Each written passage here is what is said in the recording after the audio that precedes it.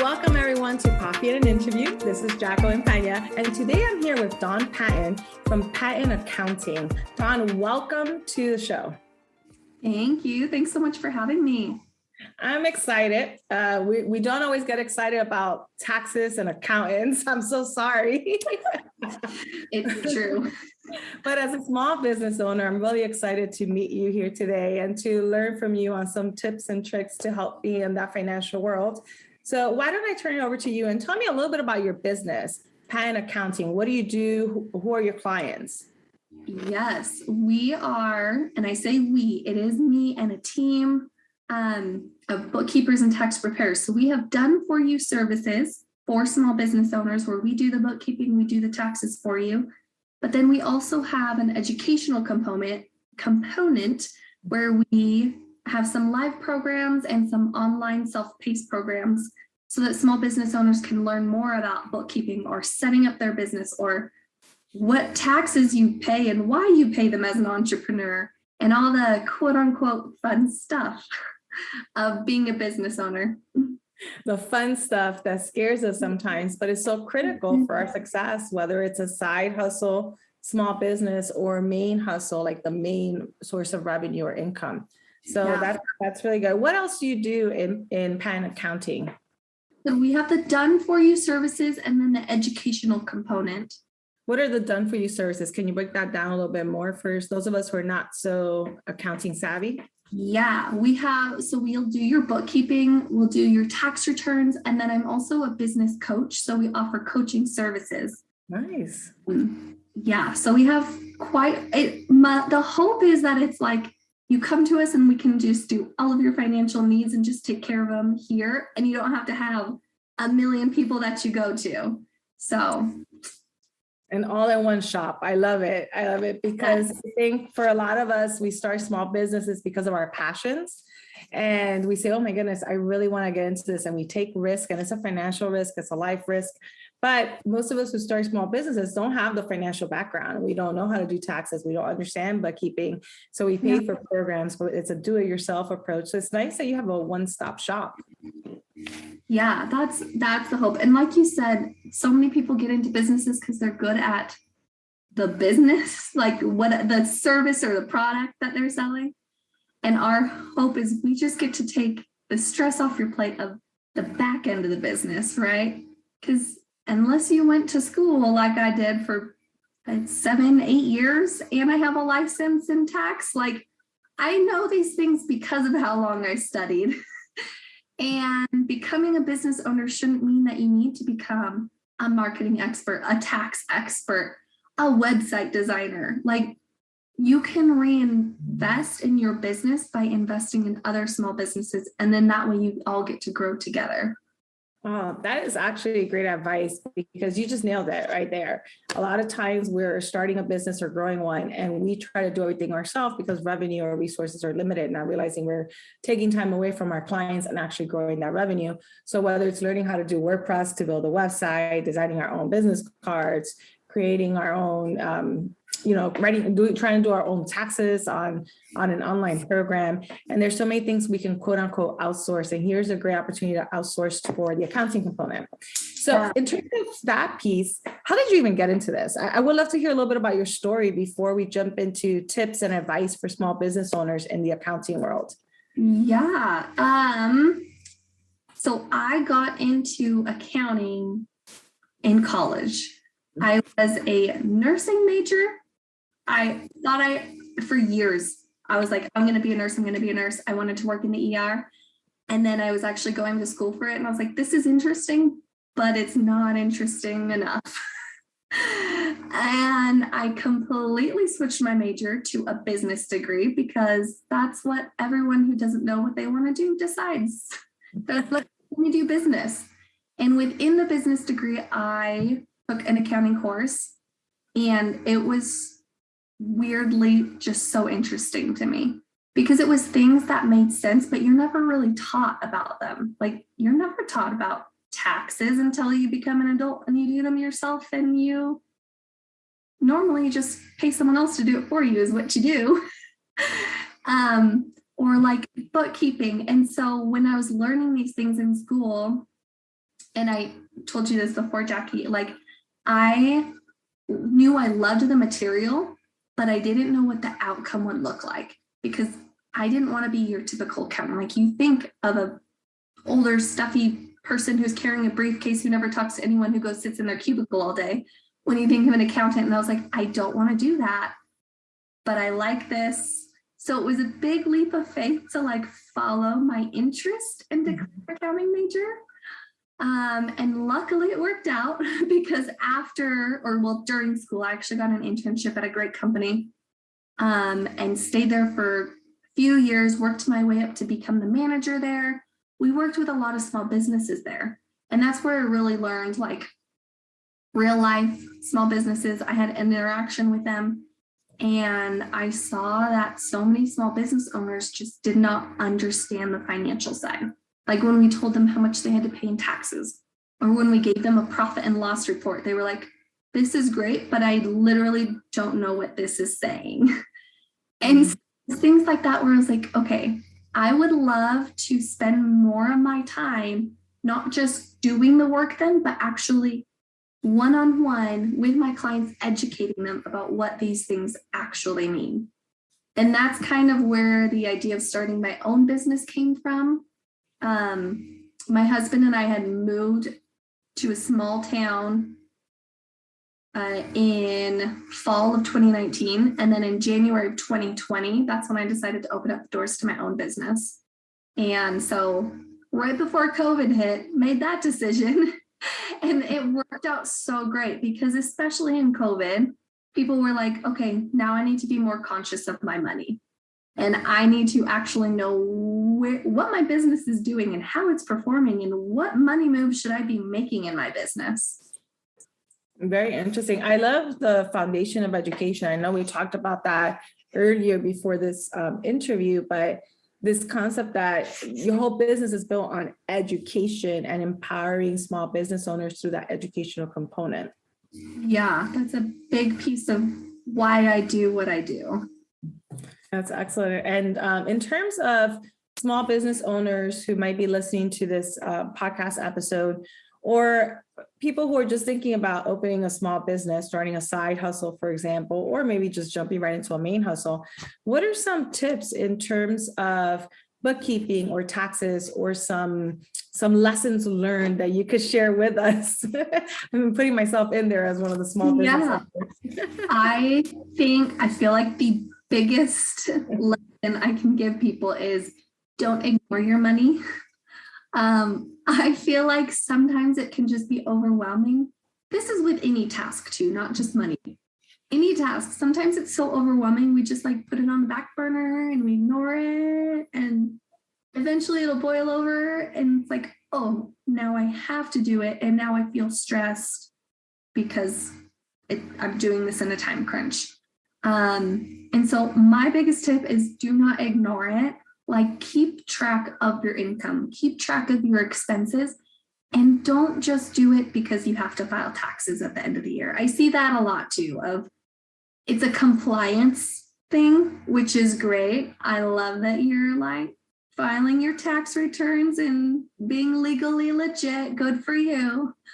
But you can use these numbers to help you make decisions throughout your business each and every day too. It can help you with your pricing. It can help you knowing when and who and where to outsource. It can help you learning your return on investments with either if you're investing in like education or people or apps, programs. So those are two of my biggest tips. Don't ignore your money, and also don't just do it to be compliant. Like let your money teach you lessons. Those are great tips. Thank you so much for that. Because I think you're right. Most of us think about compliance and we don't want to go to IRS jail as we say sometimes. Right. And there's a way to use this data, this information, this data to be able to plan more strategically if you're a small business owner. Yeah, definitely. What's another major lesson that you discovered is key for small business success in this accounting world? I would say and maybe this is just because I'm getting into it a lot lately, but projecting, using your money to forecast income and expenses, because I feel like so many small business owners, there's a lot that goes on, but oftentimes as your business is in the direction of growth, it's like all of a sudden you're growing and then you're just tapped out. You're like, I can't do anything more. My plate is full. And so if you can project your income and expenses and projects and hours and numbers, all like I tell entrepreneurs to do Finance Friday. And so just take 15 minutes every Friday to make sure you send out your invoice, like look back, send out your invoices, paid your expenses, but then look forward, start planning for the next week, start planning for the next months. And so using that Finance Friday to really look forward and plan out, okay, I have X amount of projects. It's going to bring in X amount of dollars.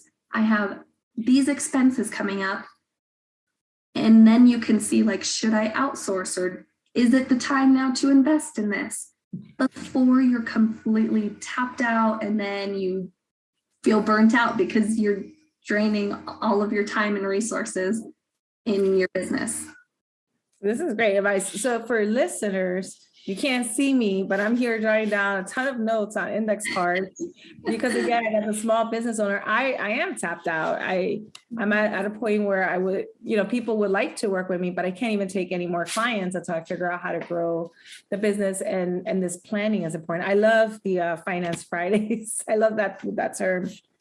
Yes. And going back to the being tapped out, if you can, and I know you said you're tapped out now, but it's a learning curve, as is everything in business. And so now you learn, okay, let me look at this before I'm tapped out next time around. Like right now, you're going to take some time and you're going to see, okay, what can I take off my plate?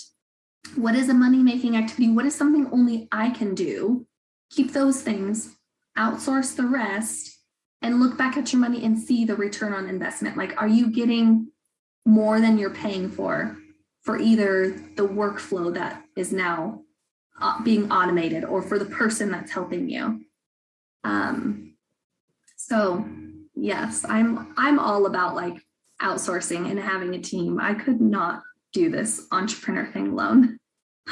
And that's great advice. And this idea of solopreneurs who are doing it alone versus trying to open up the door to others, that's an interesting topic. Yeah.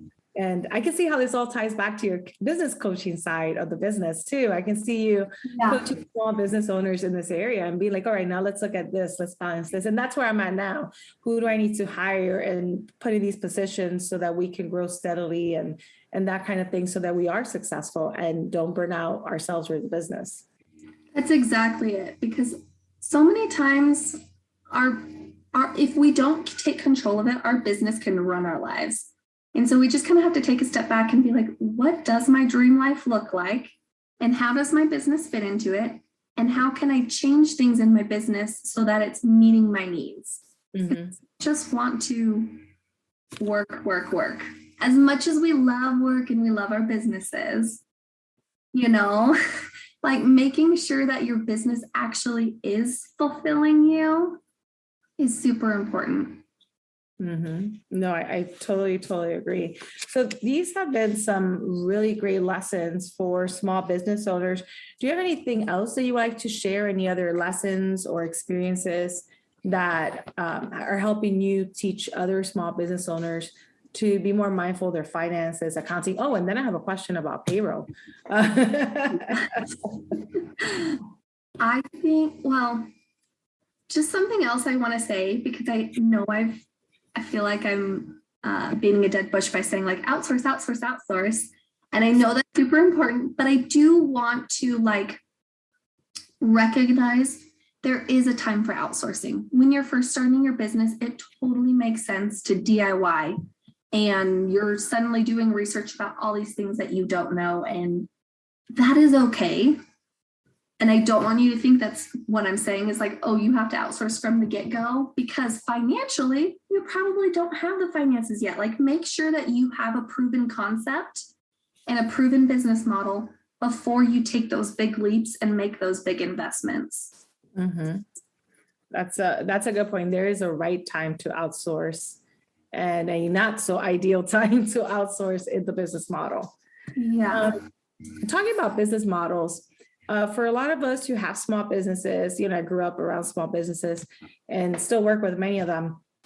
A lot of times in terms of finance and payroll of people and their time, some businesses just pass an envelope with cash and track it somewhere in a notebook.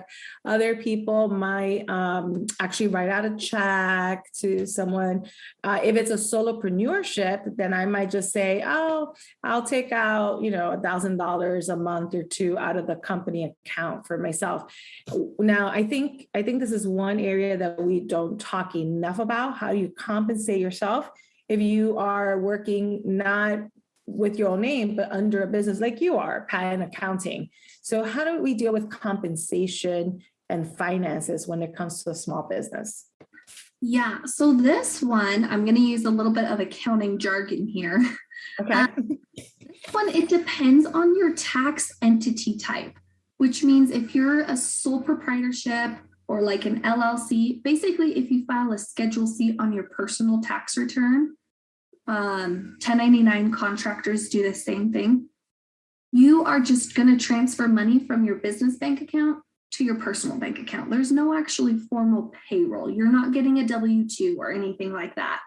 Because what happens with those businesses is the IRS actually looks at your profits, and no matter how much you earn, you're going to be taxed on those profits. Whether you paid yourself or it's still in like a business savings account. They just recognize that as, oh, that's your money, we're going to tax you. So for any sole proprietorship, I usually tell people to pay themselves based on a percentage of profits.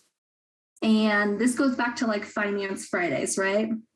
Finance Fridays, you're making sure that you are recording your income, you're recording your expenses. And then I typically do it once a month.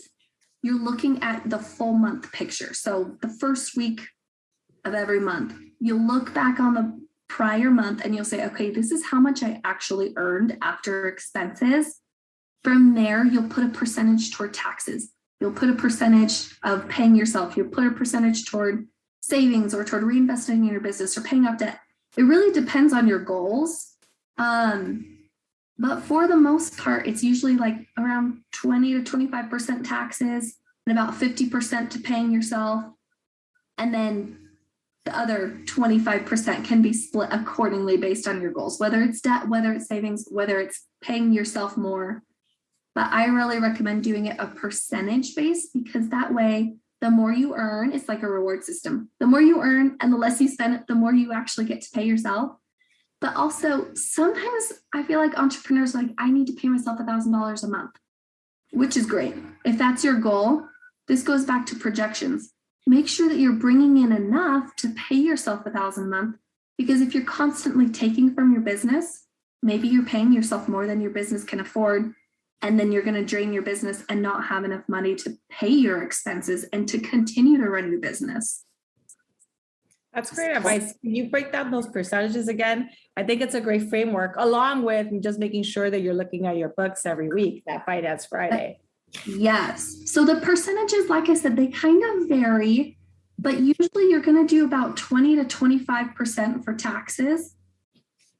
Around 50 to 60%, we'll say, to pay yourself. Mm-hmm. And then the remainder, obviously you're going to get to 100%. The remainder of that, it's based on your goals. Sometimes you'll do like, maybe it's, if your goal is growth, maybe you're reinvesting more in your business. Or if your goal is paying off debt, maybe it's more to pay off debt. If you are getting to the point where you're hiring people, I usually recommend having 3 months of their pay in savings in case anything were to happen. So maybe you're putting more towards savings because you're planning on hiring people.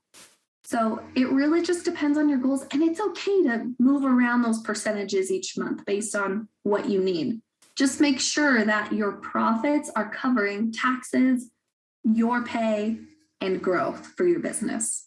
I love it. And I love that you said profits, because some people start thinking revenue. Okay, I'm making Mhm. 100K revenue in my business, but wait, 25K actually goes to the supplies to make the product that you're selling, for an example. So looking at profit and then dividing up that profit. Exactly. Yep. And I could get on my soapbox about profits and revenue all day long. And making your money work for you to make sure that you can grow the business or transition it to however you want. Some people want it to be a little bit bigger. Some people like it to stay a little smaller. And so you Mhm. use this guide to decide how you're going to make your money, your business money, work for you and your business. That's exactly it. And then just to kind of round out this question back to payroll. So that's for sole proprietorship. If you are a corporation, so a C Corp or an S Corporation, that's when you're actually on payroll, and you should be like giving yourself a pay stub and a W-2 at the end of the year. Typically, you do not want to become an S Corporation until your profits are about 20,000 over whatever a fair salary is to you. Because back to tax laws, if you're a corporation, you have to be on payroll. You want to make sure that you have enough cash in your business to be paying yourself a payroll. So it's usually for full-time entrepreneurs or bigger businesses when they make that S Corp election. For smaller side hustles, sole proprietorship is where it's at.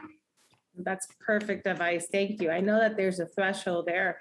And so you need to take advantage of Finance Friday or whatever strategy you use to look at your finances, your income, your expenses, to know where you are and to determine, does my business make sense as a sole proprietorship? Will I have to change because of the amount of income or profit I'm making and revenue?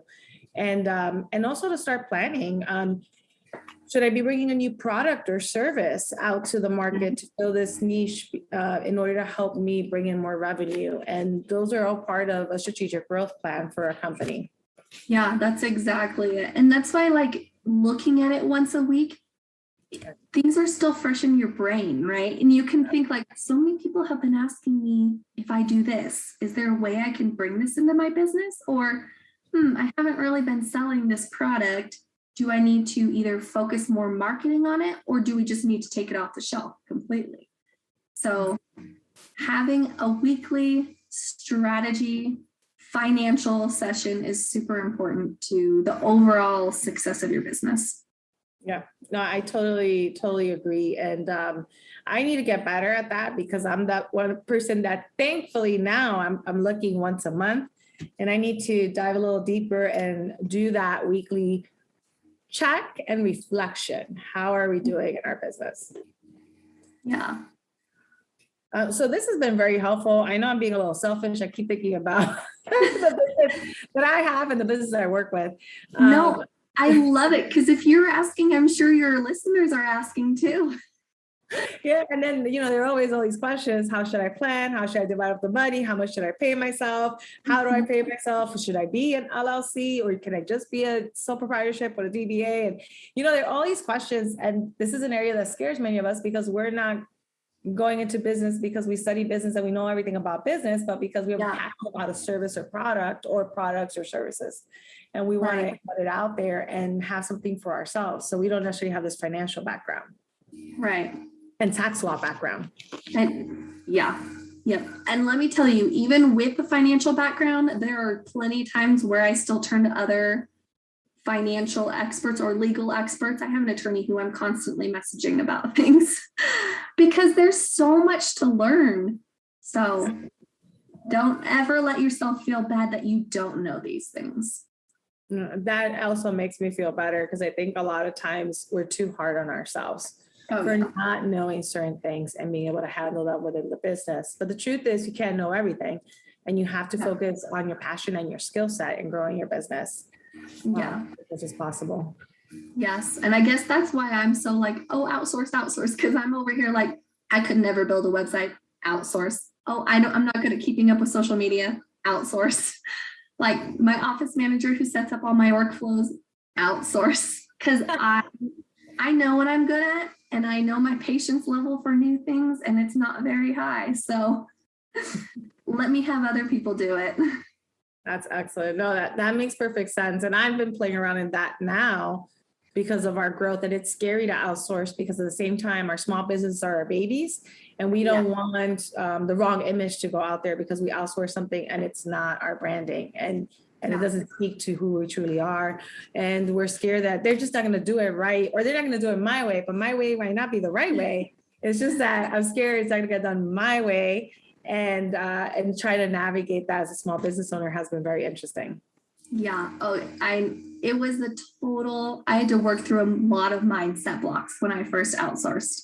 So I think your first and second hires are probably the hardest. And then once that happens and you find good people, it builds a lot of trust. And then your people are used to you working with a team. So they understand now too. Like, it's not just you that they're talking to, and that's okay. Because from my experience, my clients are actually a lot more happy now that I have a team, because I was spread so thin that I could only give them so much. And now that I have a team, my bookkeepers have, I don't know, just a handful of clients each. And their sole focus is to like pour everything into these clients. So I totally understand what you're saying. I know it's a struggle, but also if you set up your processes and then just make sure you trust your gut when you're hiring people, it usually will pay off. That's great advice. Setting up processes, knowing what you're looking for, what you need in the person you're trying to get as you outsource. And outsourcing means that you're growing your team. It's not just this external person disconnected. And so considering that person part of your team. So we talked about a lot more than just bookkeeping and taxes today. I know. I'm like, should we get back to numbers? What other questions do you have? But I know numbers are the scariest part, but everything comes together because it's all part of the growing that business and succeed, not just surviving, but succeeding, thriving, growing continuously. Any advice in terms of financial planning, tax planning for businesses, bookkeeping, anything else? I know you gave us some great lessons earlier, but I wanted to make sure I give you an opportunity to share any other insights that you might have that would help small business owners on this accounting side for their small businesses. Yeah, one other thing that just came to mind that I want to share about taxes, because I know a lot of your listeners are like smaller businesses, side hustles. If anyone is starting their business now, this is like, listen up, this is for you. Entrepreneurs pay income tax and self-employment tax on their profits.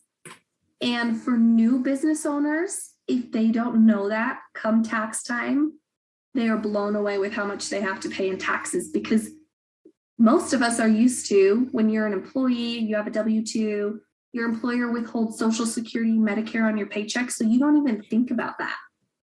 Entrepreneurs, we're in charge of paying that throughout the year. So if you're not paying it, and all of a sudden you're paying income, like that tax at the same time you pay your income taxes, it looks like twice the amount than you normally pay.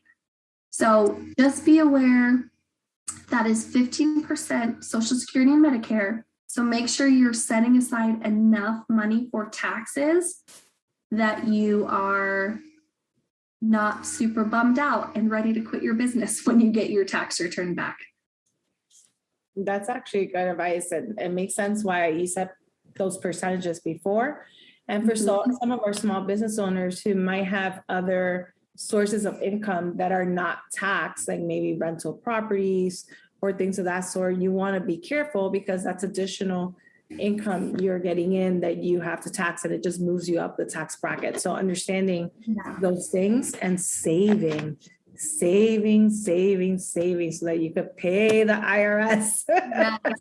Yes. Don't go to IRS jail. Exactly. And then the other thing I want to say too is, when you're starting off your business, you don't need an accountant right away. You could totally DIY the bookkeeping. You can even just use an Excel spreadsheet to like plug in dates and amounts and who you paid. And that is totally fine. But I would recommend you find an accountant whom you trust because questions are going to come up and Google doesn't always have the right answers for you.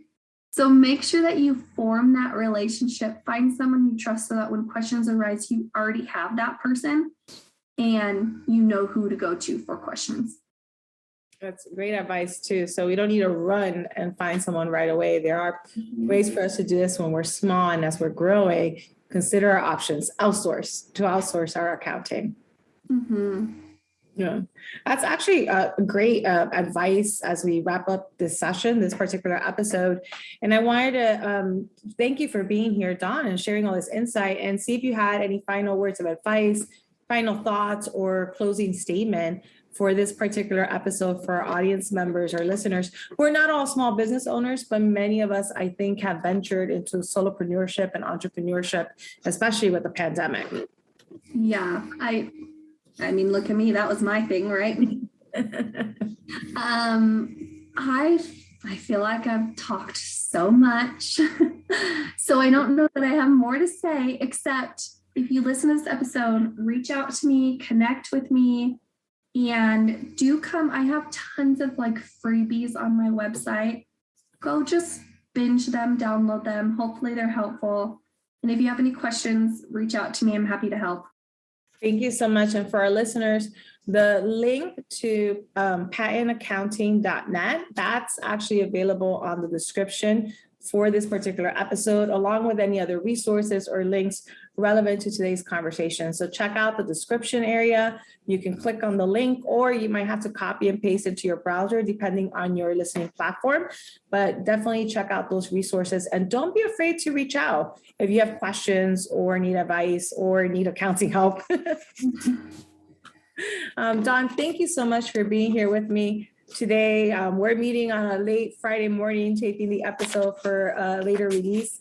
And for those of you listening, the new year is not that far away. So I think you heard a lot of great things to help you start planning on how to close out your year financially and prepare for the new year. And a lot of these tips are not just for small business owners. I think there were some great things in general, but our focus has been for small business owners, whether you have a side hustle or a main hustle.